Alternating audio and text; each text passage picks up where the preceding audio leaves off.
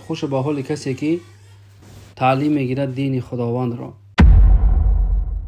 مفهوم و آشکار و ظاهر است بر همه مسلمانان که چگونه مادرمون خدیجه رضی الله عنها رسول اکرم صلی الله علیه و سلم را کمک میکردند. در آسمان ها ملائکه ها لعنت میکنند بر این زنی که شوهر از اون طلب کرد و این زن این کار نخواست بدون عذر شرعی.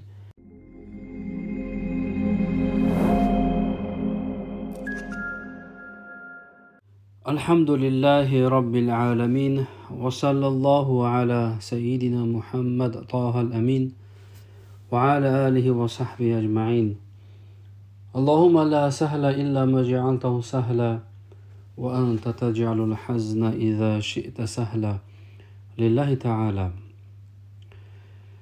إن شاء الله تعالى امروز شروع میکنیم درسی جدید را از کتاب بیت عامر خانه بخت و عنوان درس امروزه ما شروع می شد از قول مؤلف حقوق الزوج على زوجته، یعنی حقوق شوهر بر بالای همسر خود.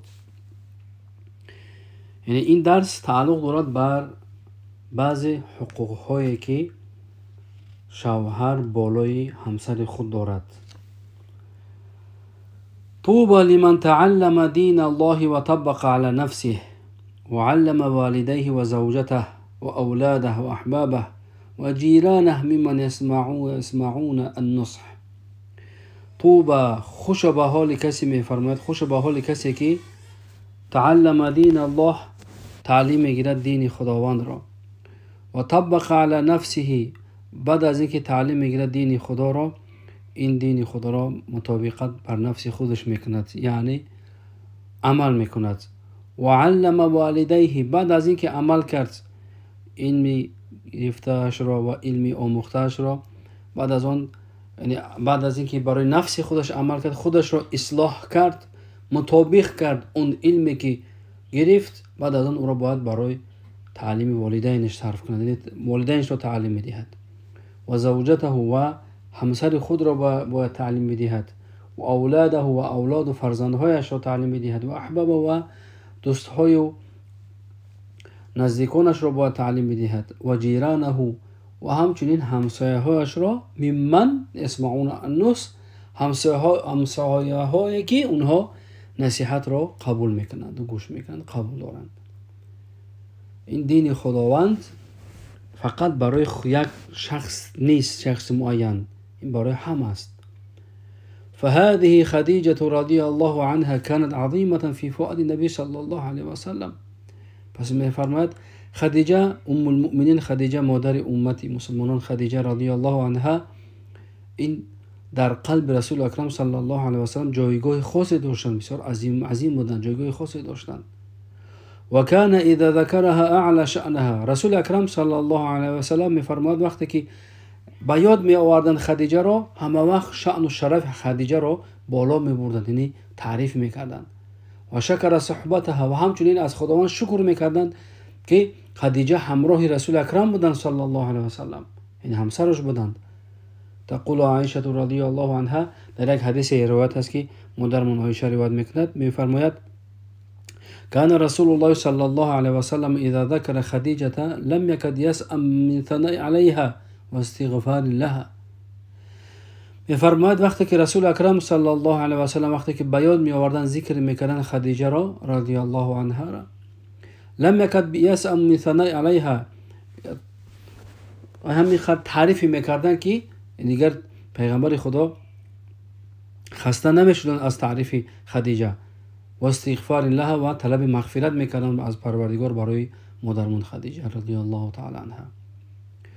حفظ لها ودها. رسول اکرم صلی الله علیه و سلم محافظت کردند محبت خدیجه را و وفاءها و وفای خدیجه را بعد از مرگشون. فکان یکرم صاحبتها بعد وفاتها. حتی رسول اکرم صلی الله علیه و سلم بعد از وفاتش اکرام و احترام میکردند، یعنی صاحبه معنی همون دوگانه ها بگیم، میگن که نزدیکان و دوستای مادرمون خدیجه را. تقول عایشه رضی الله عنها، مادرمون عایشه رضی الله عنها در یک حدیث میفرماید کان رسول اذا ذبح الشاة فيقول ارسلوا بها الى صدائق خدیجه. حدیث ان رسول اکرم صلی الله علیه و سلم وقتی که گوسفندی رو ذبح میکردند، گوسفندی رو که مثلا گردن میبریدن، فیقول، پس رسول اکرم میگفتن ارسلوا بها، یعنی یک قطعه گوشت رو بگیرید و بس با صدائق، یعنی با دوستهای خدیجه روان کنید، یعنی دو گونه های خدیجه، مادر خدیجه. فلقد كانت راضية مرضية عند ربها وحبها الله وحبتها الملائكة وحبها النبي صلى الله عليه وسلم. یعنی مادرمون خدیجه رضی الله عنها شخصیت بودن که خداوند از اون راضی بودن.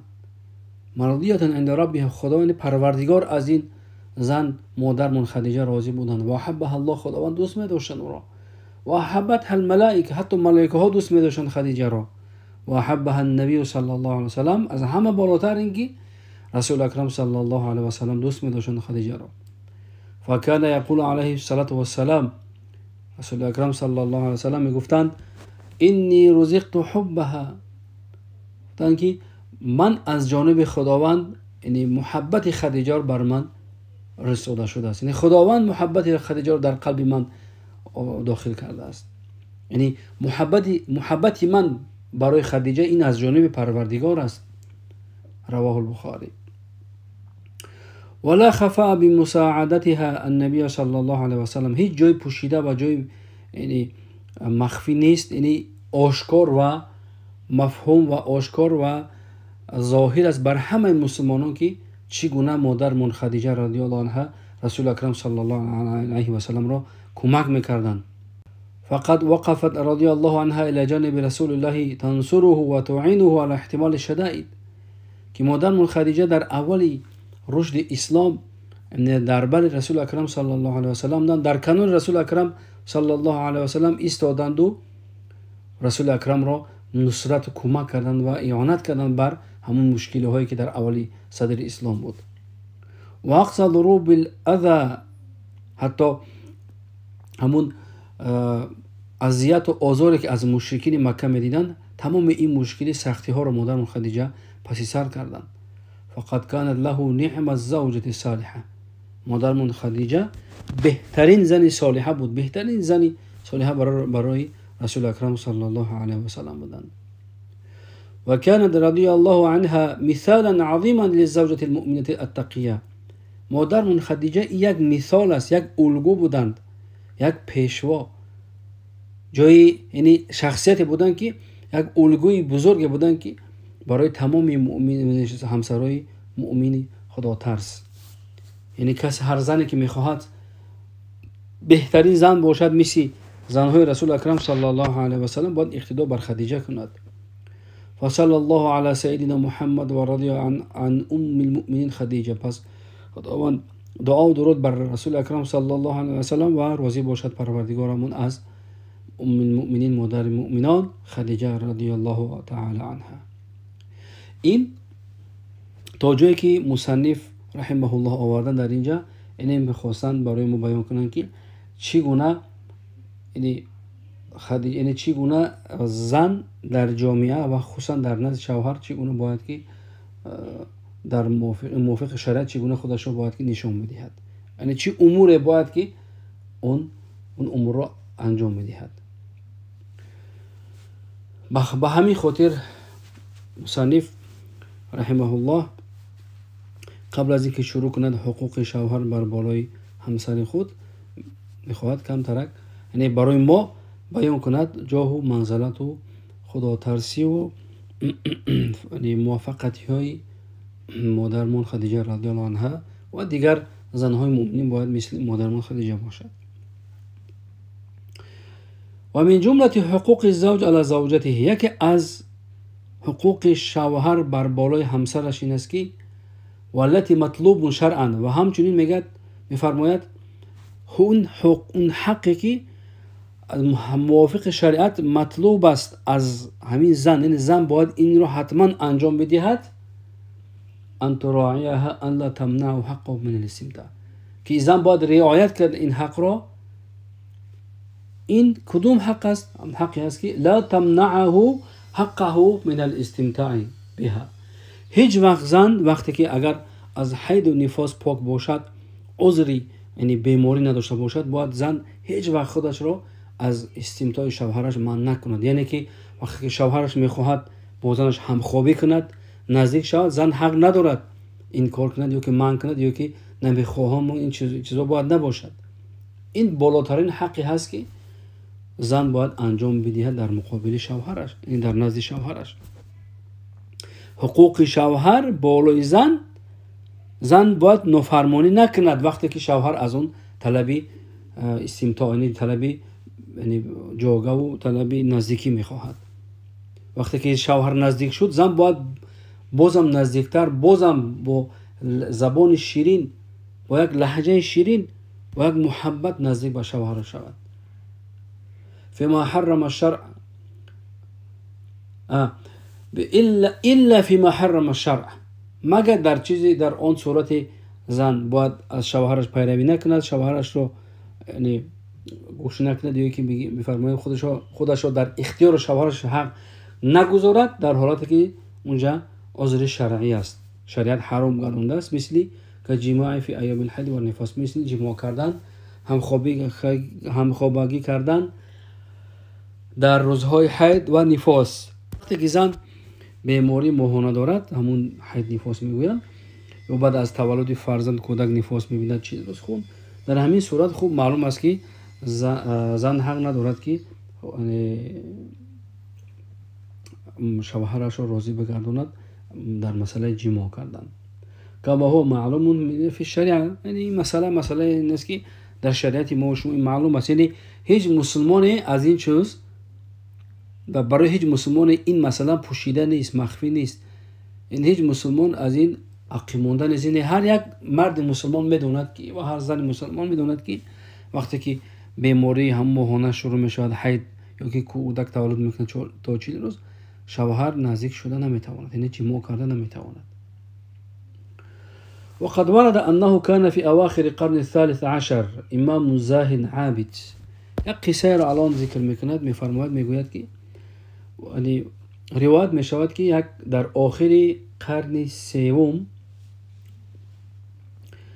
در آخر قرن سوم یک امام، الان قرن 14 عفوا سوم نه، قرن 13 بخشش، قرن 13 در آخر قرن 13 یک امام زاهدی بوده است. الان قرن 14 است، 100 سال پیش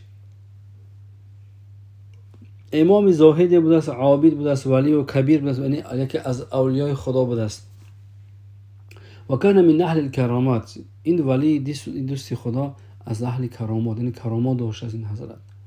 کان یدخل فی درسه ما یوافق ضمائر الحاضرین، یعنی در درسش، در تعلیم درسش، یعنی انسان های زیاد حضور داشتند. و یحل مشکلاتهم التي تتعلق بدنیاهم و اخراهم. همه وقت این شیخ عابد و این اولیای خدا، دوستی خدا، مشکلی های دنیوی و اخروی اونها را حل میکرده است. فصار الناس یقصدونه لما شهر فی ذلك. پس بعد از اینکه این اون کرامات و اون بزرگی که خداوند بر این ولی خدا نصیب کرده بود، مردم بسیار اینو زیارت میکردند، بسیار در درس‌هاش شروع یعنی حضور میکردند و میرفتن زیارتش میکردند. این یک شیخ مشهوری بودند. طيب و من جمله ما حصل، بعداً میفرماید در همین زمان، در همین آخر قرن 13 یک حادثه رخ داده است. میفرماید ان رجلا جاءه مولود اسمر، یک مرد زنش یعنی همسرش تولد میکند، کودکش سیاه پوست تولد میشود، سیاه پوست، فمخالف للونه و لون امه، که اصلا موافق به پوستی مادر و پدرش نیست. این کودک نه به رنگ و نمود مادر مانندی دارد و نه به رنگ و نمود پدر. اصلا این کودک و مادر و پدر مقصد سفید پوست و کودک سیاه پوست تولد شدند. مخالف للونه و لون امه فاشتبه الرجل بزوجته. پس وقتی که این کودک تولد شده است سیاه پوست، این مرد شبهه میکند به همسر خودش و اساء الظن بها و گمان بد میکند به همسر خودش که چگونه این فرزند سیاه‌پوست تولد شده است. خب گمان بد میکند، شاید زباله زنا کرده باشد، شاید یا هر یک فکری بدی در ذهنش آمدن میگیرد. ظنها زانیه، حتی گمان میکند که گویا اینکه این زن زنا کرده باشد، که این کودک نباید از من این گونه سیاه‌پوست تولد میشد. و کان قد سمع بهذا الشیخ، همین شخص از شهرت و بزرگی همین شیخ عابد، همین صوفی خدا اهل تصوف با خبر شده است که یک شیخی هست، یک استادی هست، یک عابدی هست در فلان مکان، در فلان جا، در فلان شهر، که انه عالم من اهل الکشف، عالم است، اهل علم است، از اهل کشف است، یعنی اولیای خدا است، کرامات دارد، شاید مشکل این را حل کند. فلما دخل مجلسه، بعد از آن همین مرد سفر میکند، میرود همون شهر نزدیک همون شیخ عابد، همون ولی خدا، دوستی خدا. میفرماید فلما دخل مجلسه، وقتی که این مرد داخل مجلسی درسی همین شیخ میشود، که شفه الشیخ، این شیخ قبل از اینکه با این مرد سخن بگوید، این در درسی نشسته است، یعنی مشکل و اسرار همون مرد را این شیخ عابد خدا ولی خدا کشف میکنه، یعنی که ظاهر میکنه، یعنی میفهمد که مقصد اومدن این مرد چی است نزد این شیخ. فقال فی درسه، بعد از آن در همین درسش میگوید، یعنی قبل از اینکه با سخن بگوید با این مرد، در درسش در حال موضوع رو دیگر میکنه، میفرماید که ان الله قد حرم الجماع فی الحیض لحکمت، یعنی درس رو این عابد خدا، این ولی خدا تغییر میدهد به سبب اومدن همین مرد که میخواد مشکلی همون فرزندش که با رنگی با پوست سیاه تولد شده است، این مشکل رو باید حل کنه، بپرسد که این علت در چیست. این ولی خدا از روی کراماتی که دارد کشف میکند، میفهمد مشکل این رو، در حال مسئله رو دیگر میکند و در مسئله این مرد میگذرد. میفرماید، میگه خداوند این جماع رو حرام گردانده است در وقت حید زن با یک حکمت، یعنی حکمتی دارد که خدا آن رو منع کرده است. هیچ وقت پروردگار به حکمت چیزی رو منع نمیکند. فمن فعل ذلك واتاه مولود اسمر مخالف للون ابيه و امه فلا يلومن الا نفسه. پس اولیای خدا میگوید وقتی که خداوند در این امر، یعنی در وقتی حید زن جماع که حرام است و حکمت دارد، میفرماید وقتی که اگر انسان این کار را انجام داد، یعنی با همسر خود همخوابی کرد در وقت حید، و اتاه مولود اسمر و فرزندی اسمر، یعنی با معنای سیاه‌پوست نه، لیکن یعنی نزدیک به سیاه‌پوست اسمر میگویند، یعنی یک مولود، یک فرزندی که موافقی بگیم، میفرمایم که بدنش، یعنی رنگ بدنش مثل رنگ پدر و مادرش نیست، مخالف للون ابيه و امه، مخالف بر لون، یعنی بر رنگ پدر و مادرش نیست. فلا علم، پس میگوید وقتی که این گونه فرزند تولد شد، اگر فلا علمن الا نفسه، پس این گونه شخص باید فقط ملامت نفس خودش را بکند، یعنی خودش گناهکار است که این فرزند این گونه تولد شده است.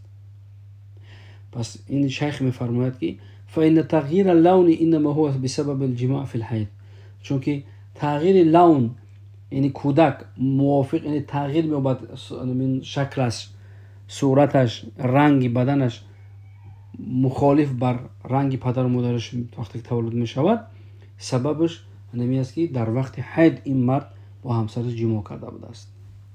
ببینید چقدر اهمیت بزرگ دارد که همخوابی کردن در وقت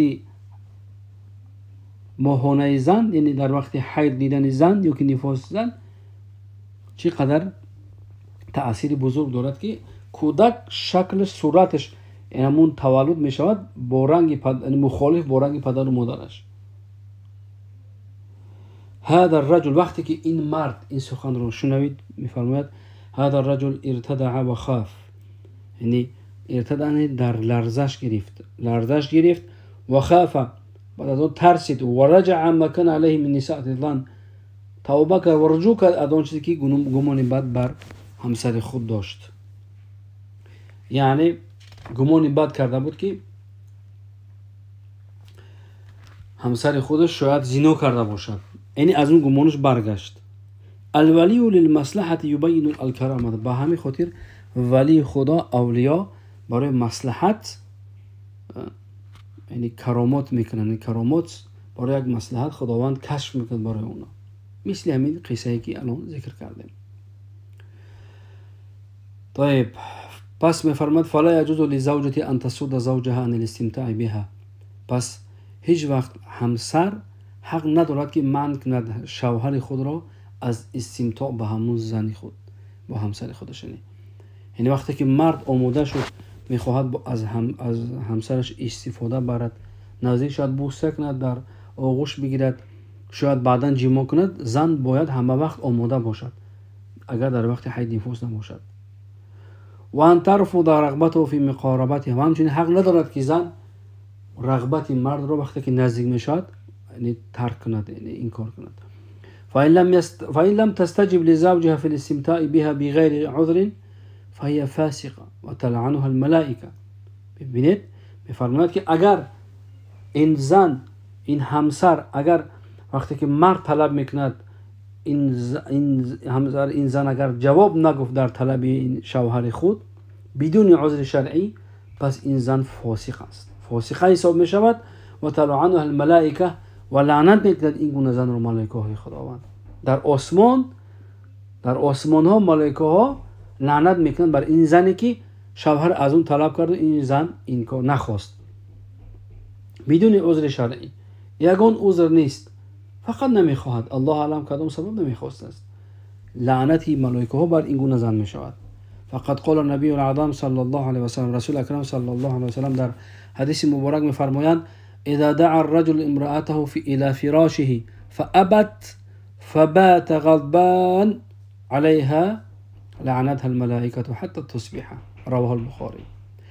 میفرماید اذا دعا الرجل امرأته الى فراشه، وقتی که مرد میخواهد همسر خود، زن خود را به سوی فراش، این جاگه خواب، یعنی بستر خواب، تا که با اون همخوابی کند، فابت، این زن، اینجا مراد دعوت به سوی همسر یعنی بستر خواب به این معنی که یعنی میخواهد جماع کند با زن همسر خودش، اما این زن مانعیت میورزد، نمیخواهد، این کار میکنه. مقصد فابت، نمیخواهد، فبات غضبان علیها. پس این مرد وقتی بعد از این معلوم است که این مرد با غضبناک میشود، در غضب میآید، شب یعنی همین شب رو تا روز غضبناک خواب میکند.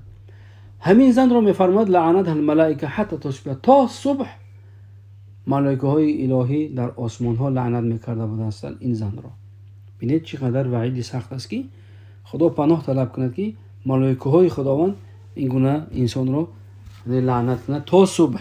یعنی این زن در لعنت ملائکه ها گرفتار میشود تا صبح. این بسیار خطر عظیم دارد این برادرها. اون زنی که بدون عذر شرعی از همسر خود ممانعت، از شوهر خود ممانعت میورزد و هیچ عذری ندارد، آماده است، باید جواب شوهر را باید قبول کند در مسئله همخوابگی کردن، جماع کردن، نزدیک شدن، این زن اگر این کار کند تا صبح در لعنت ملائکه ها گرفتار می شود. خدا پناه طلب کند. در درس های قبلی خونده بودیم که اگر زنی که میخواهد داخل جنت شود، باید یعنی زنی که از دنیا میگذرد و شوهر از او راضی باشد، این زن جنتی است. اگر در یادتون باشد این حدیث رو خونده بودیم. یعنی داخل شدن جنت برای زنها آسان، فقط احترام شوهر رو باید به جا بیارن در اون چیزی که یعنی حرمت خدا رسولش نباشد. همه وقت زنها باید آراسته و خوشبو و خوشگل باشند برای همسر خود، برای شوهر خودشان. زنها همه وقت باید برای شوهر خودشان آماده باشند. نمی شود که یعنی مرد بیچاره طلب کند توی که اون زن برای آرایش کند و بعد آماده شود. این یعنی وقتی که بعد از طلب مرد شد، یعنی همون شوهر شد، اون دیگر بگی فرماییم که دیگر اونقدر لذت ندارد. وقتی که مرد خانه می آید، همسر خود را، زن خود را با یک آرایش زیبا می بیند، با عطرهای بهترین که بو میکند در نزد او، این مرد یعنی شهوتش برانگیخته می شود، این زن ثواب می گیرد.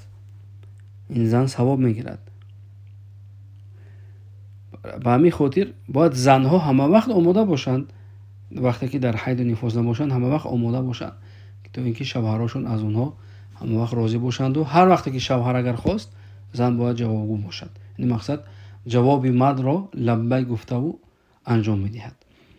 این است که از حقوق مرد بر بالای زن، یعنی شوهر بر بالای همسر خود.